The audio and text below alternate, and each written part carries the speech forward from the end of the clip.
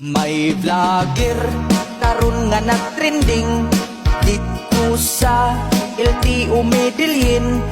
Kay daghan sila nga nadakpan, may violation ang ilahang sakyanan.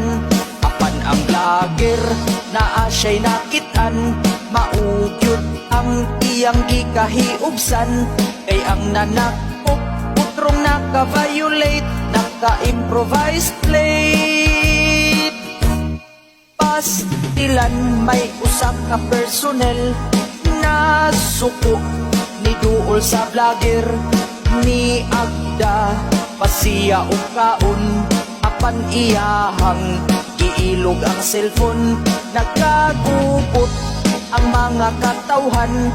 Kay ang vlogger kalit giliapan, ang hangyo nilang tanan, patas lang ang laban. Daghan gyud ang mga padlungon, mga driver nga daghang violation. Maorabay kusog mo reklamo kung madakpan na sila sa LTO. Apan ang concern ra usap atong vlogger, nga unta patas tanang driver.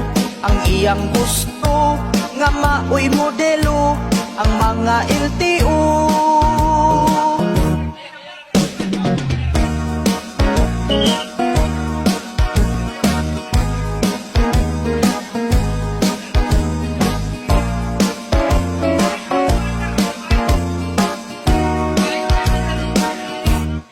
Pastilan may usa ka personnel na suko ni duol sa vlogger, ni agda pasiya o kaon.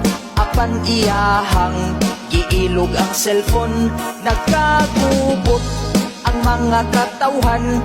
Kay ang vlogger kalit giliaban, ang hangyo nilang tanan, patas lang ang laban.